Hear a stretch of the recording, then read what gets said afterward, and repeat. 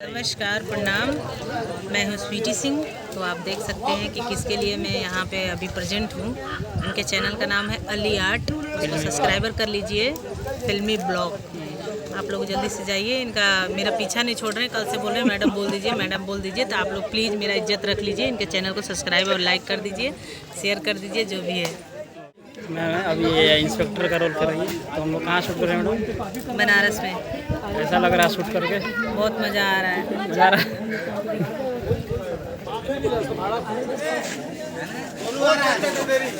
क्या चाहते हो? खुलेआम घूमते चाहते हो?